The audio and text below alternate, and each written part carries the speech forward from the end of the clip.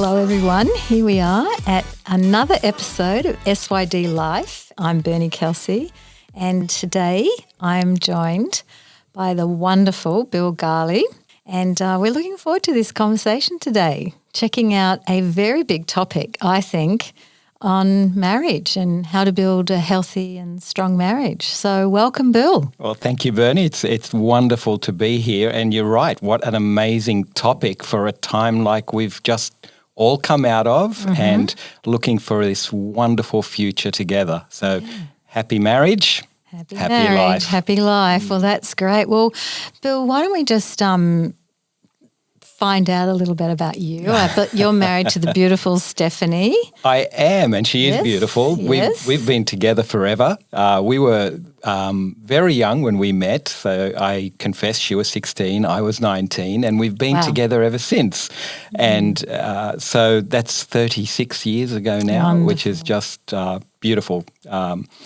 And I have 3 boys, 2 grandkids. Wonderful. No longer have a pooch, unfortunately.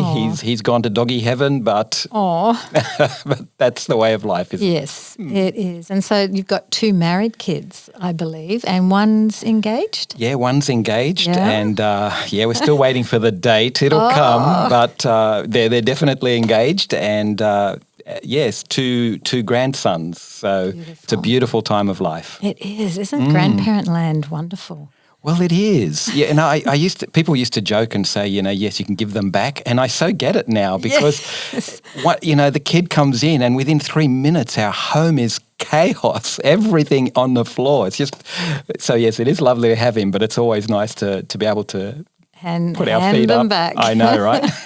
Yeah, I love it. We've got 7 grandkids, Mark and I, and similar to you and Stephanie, we've had a nice long arc of marriage that we're coming from. So this December we celebrate 44 years of marital... 44, of marital bliss. Oh, well, that is just wonderful. You don't look that old, Bernie, I should just say, for those who are listening. 44, I heard somewhere once someone say that you can tell people who've been in a long-term relationship, a happy relationship, just by their faces. There's an ease and a softness and a beauty about people who've been loved and loved well. Yes. Have you noticed that? I think it's true. True. Yes. Yeah.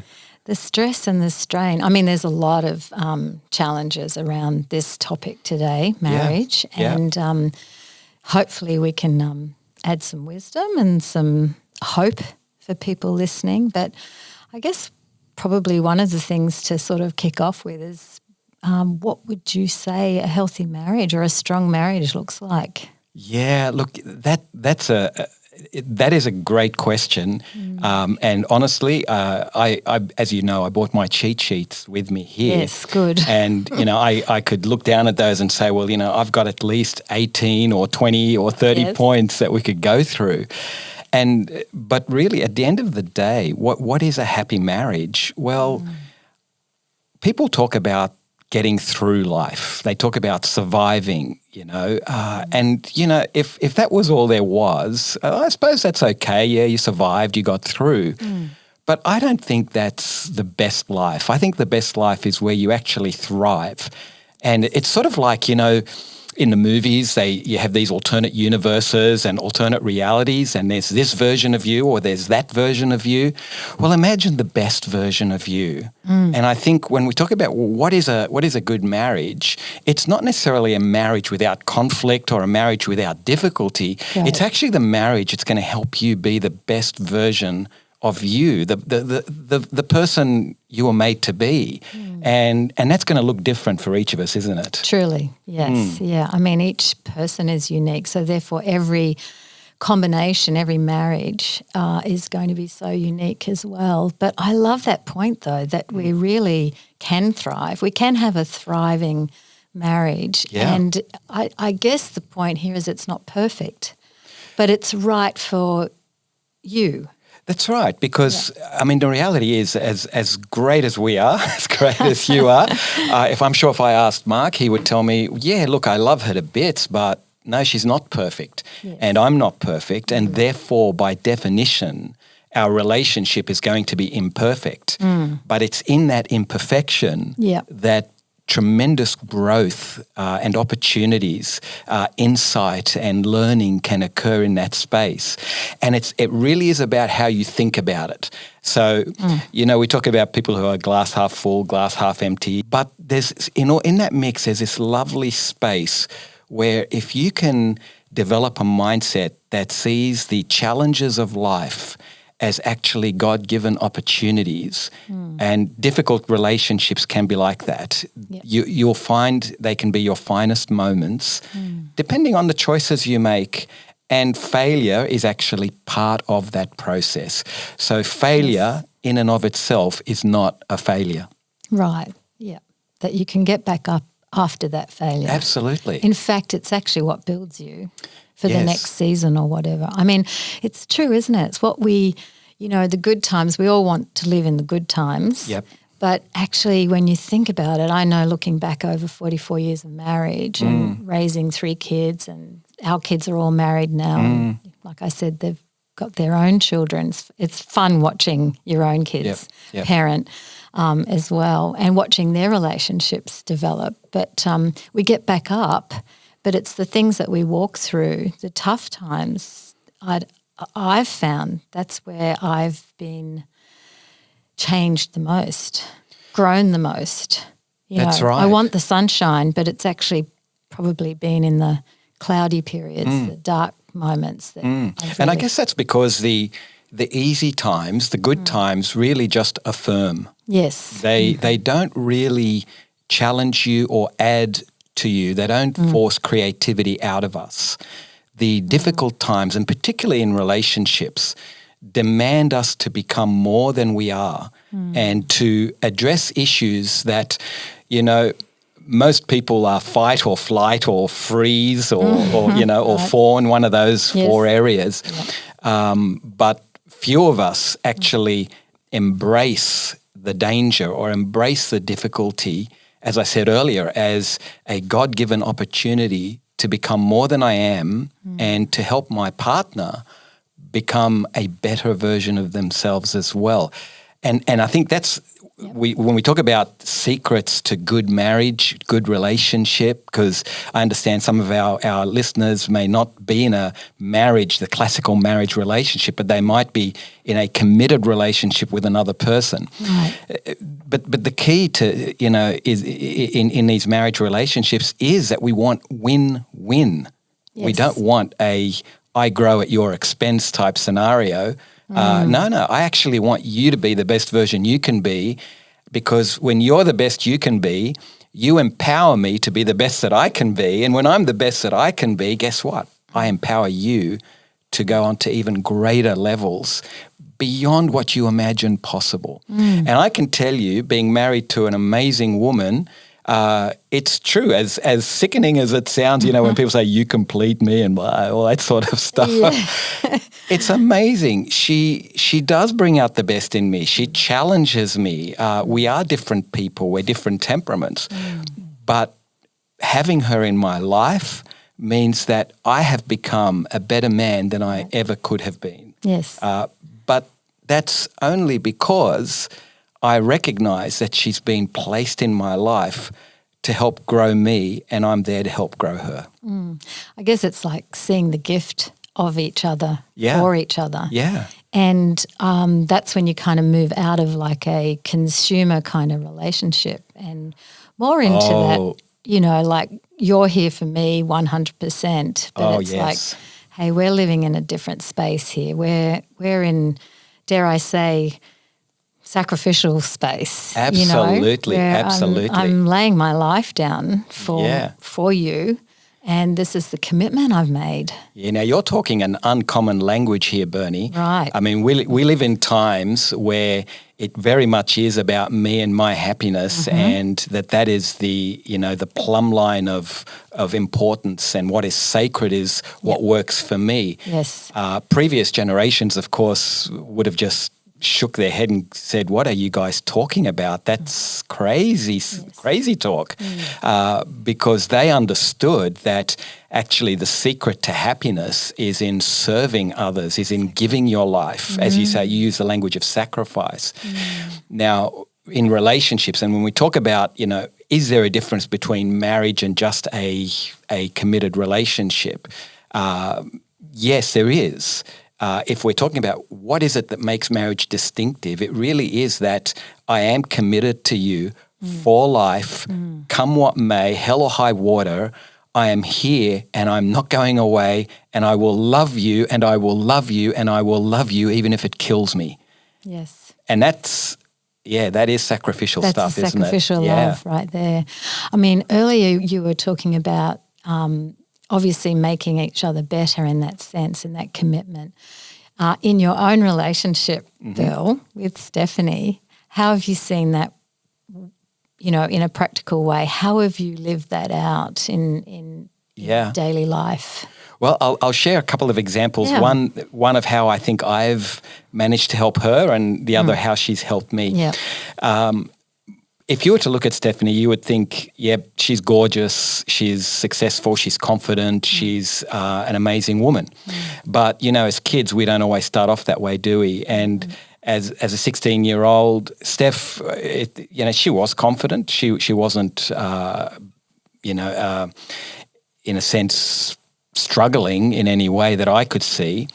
But like most kids, most young people, we don't always see what we are.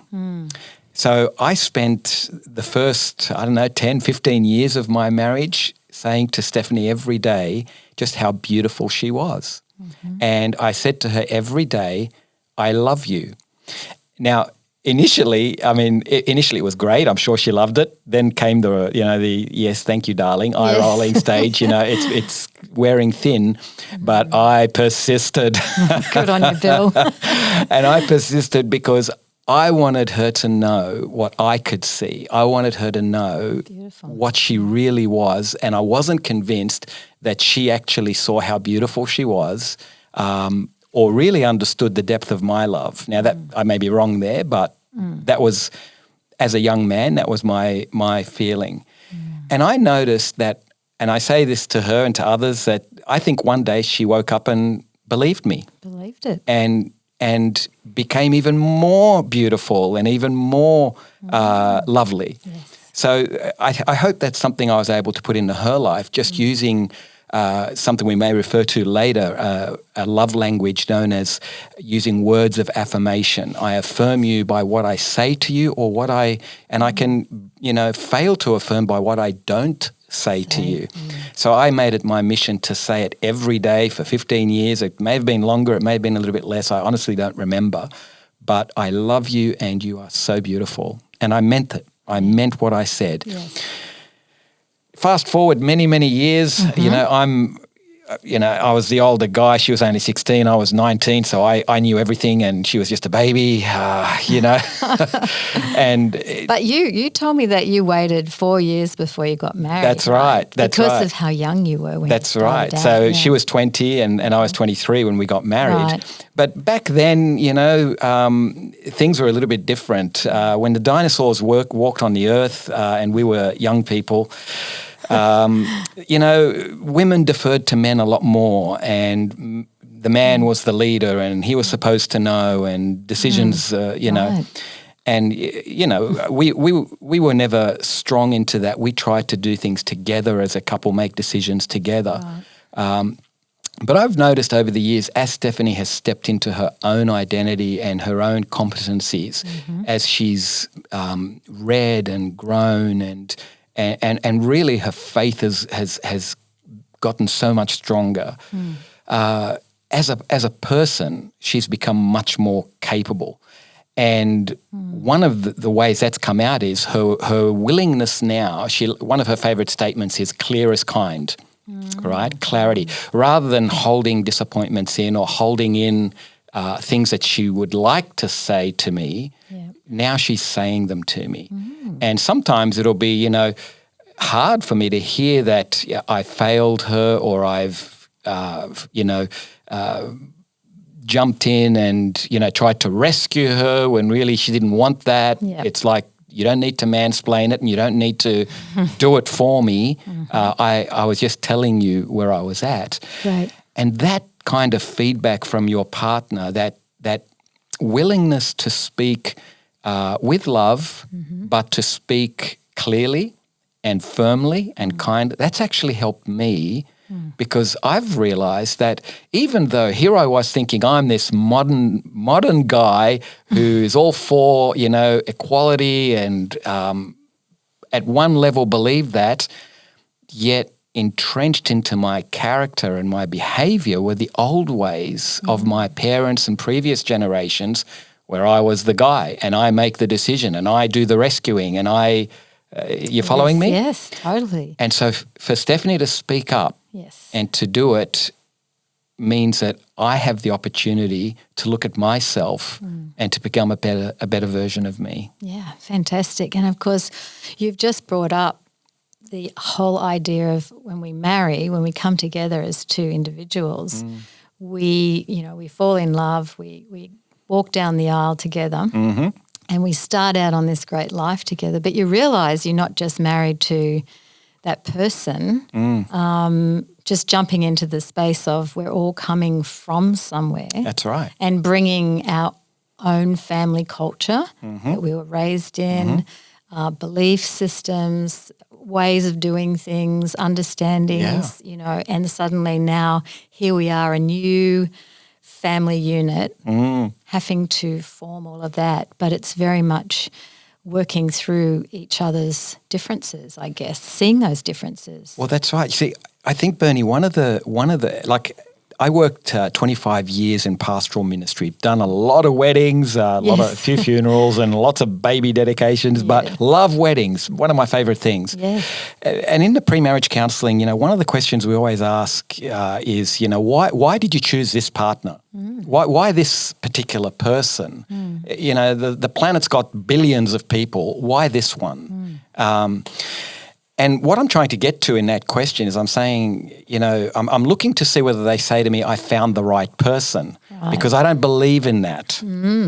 Even if it was true, people change. That's right. What was the right person yesterday may not be the right person tomorrow. And so what we want to say to couples, and again, this works whether it's in marriage or whether it's in just a long-term committed relationship. It's not about finding the right person, although there is, legitimacy in that. It's important to find someone you at least like and, some level of compatibility. But the real issue is about being the right person going forward, because it's the choices that I make after my wedding day or after that first date or after, we've decided we're going to be lifelong partners. It's that decision, those decisions that I make every day.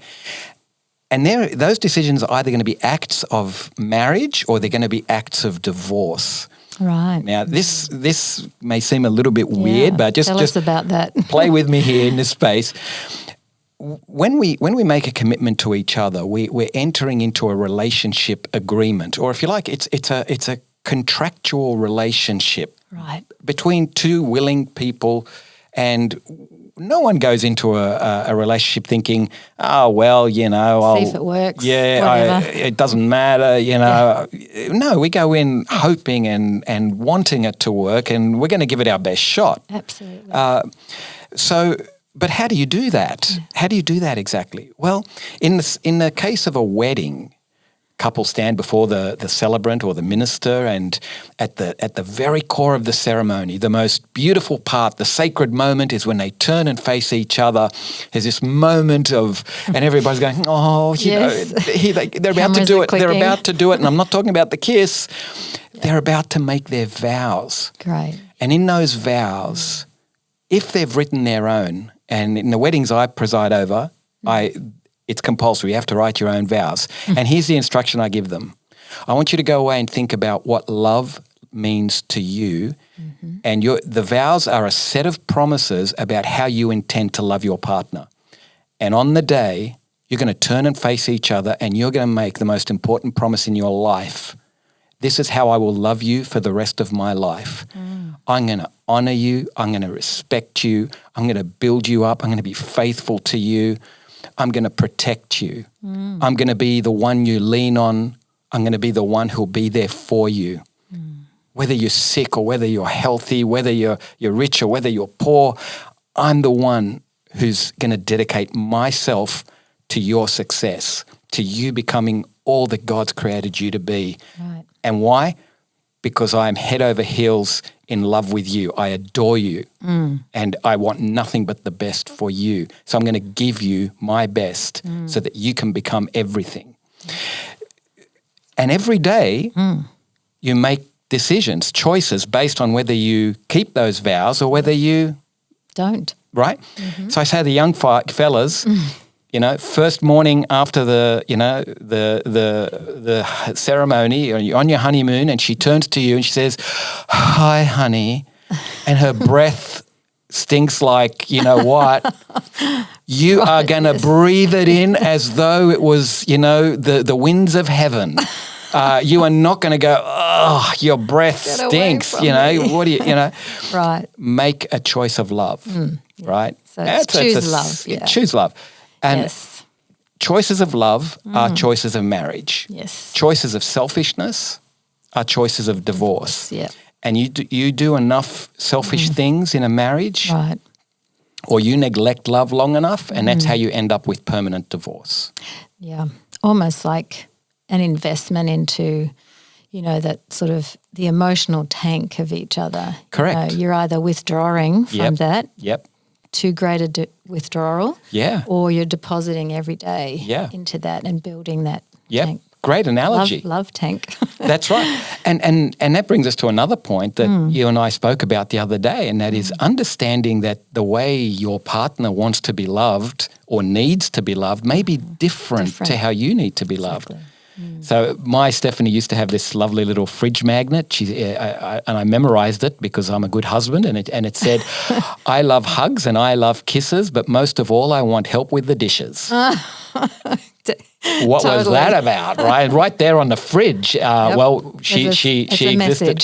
She existed in a household of men. I have 3 sons. Even the dog was a boy. So, and here's this solitary, gorgeous woman, and she put this little fridge magnet on the fridge, and I realized her love language was, I need help. I need someone to help serve. Yeah. So acts of service is one of those love languages. It could be gifts. It could be quality time, you know, words of affirmation that we spoke of before. Totally. And, of course, my favourite, touch. Yes, right? there you I think go. a lot of boys love the touch one. I think they love the touch. It's in our DNA. We can't help it. But yeah, it's learn to speak the love language of your partner. Yes. And then you're filling that tank, that beautiful tank. Their love tank gets filled. And again, the more you empower them, the more they're going to be what you hope and you want them to be. Yeah, exactly. I wonder if we can jump into the situation when there's levels of conflict coming into the relationship, and how we can, because everyone's going to go through the struggles, and look, there's lots of challenges out there, pressures that come upon that marriage relationship, and changes like we were talking about before. You're not static. We're growing, we're changing, hopefully, and as we invest in our marriages, there's a resilience, hopefully, in a healthy, strong marriage, which comes through walking through difficulties, but particularly in conflict, when those seasons or moments arise.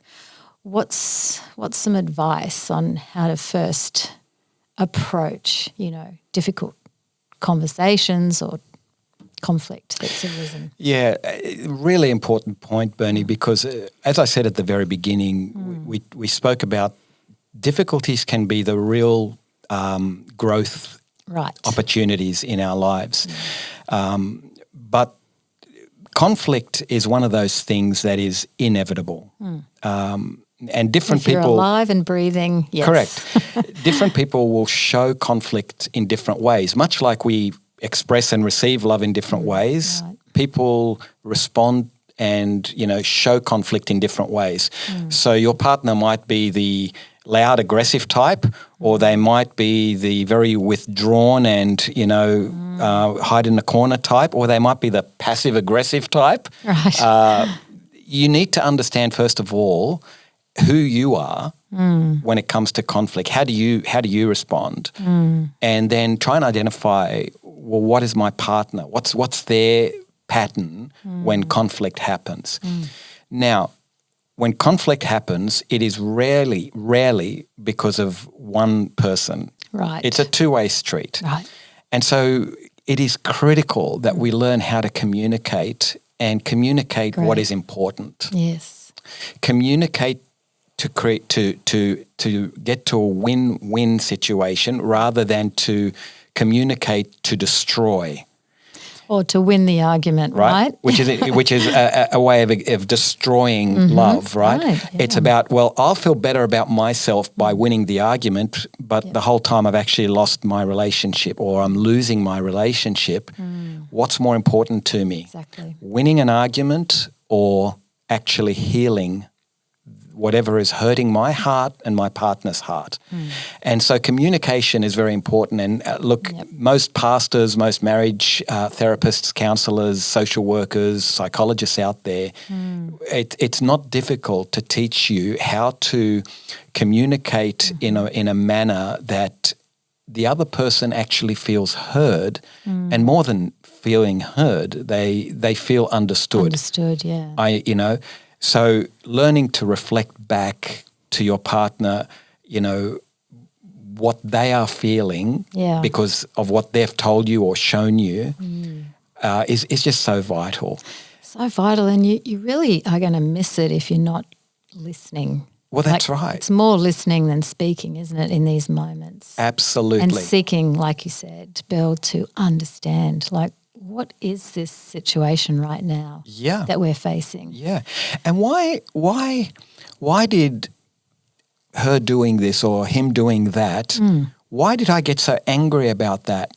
Yes. Is it actually about what they did or said, or is there some deeper issue in my own brokenness? Right. Because we know, for example, a lot of anger is because we feel taken for granted, we feel like we've been abused, we feel like we've been unfairly treated. That's right. It's actually about us. It's about us. Or it's fear in disguise. I'm terrified of where this is going and what this could mean, so I'm going to yell at it. Shoot the messenger. Exactly. Right? Rather than hearing the message, which is, hey, there's a point in our relationship that needs some TLC, a bit of tender loving care. Yeah. And that means it requires on my part humility because a relationship is always two ways. I have a part to play. And sometimes, honestly, Bernie, our best sometimes isn't enough. Yes. And it doesn't mean we've done anything wrong. It just means that we're dealing with a really challenging situation. And a little analogy. Okay. There's your best and there's my best. And if you do your best and I do my best and that's not enough, we think, well, that's it. It can't be fixed. Not so. Right. What they discovered was if you take my best and your best and unite it, the sum of the total is greater than the sum of the parts. So if, do you know what I'm saying? Yes. So your best might be 5 and my best is 5 equals 10. No, put it together, it equals 20. Yes. There's a synergy, a power in. Multiplication. Yes. So when we come to the table with humility, with a renewed intentional trust, and, relationships just don't work without trust. Right. Words like faith. We know what it is to have faith in God, but I also need to have faith in you. I need to have faith in my partner that actually she doesn't want to be or he doesn't want to be living like this. They actually want something that I want as well. Something more. We just need to find that common ground, maybe get a little bit of help, someone to sit with us and help us see what we can't see. Yeah, that's a really good point, isn't it? Because sometimes you can work yourself into a muddle. Yeah. And just having perhaps good friends in your life that are trusted friends, and maybe it's not even discussing what the issue is, it's just hanging out with other people, and sometimes that can just fix the situation, give you a fresh perspective. Yeah, and sometimes it's there's a scripture that says it's the little foxes that ruin the vineyards. It's sometimes it's those things that have developed over years of being together, and you haven't even noticed that they've developed. But anyone on the outside, watching the relationship go, oh my gosh, that's harsh or that's awkward. Yes. But the couple can't see it, but nevertheless they feel the consequence of that little fox in their relationship. So sometimes, as you say, having the humility just to say, hey, let's go see our pastor, or let's go see, this good friend, or let's go see a counsellor. It doesn't mean we're failures. That's actually takes courage, and it's a loving thing to do. It shows, resolve and commitment to the relationship. And that you're fighting for it. Absolutely. Yeah.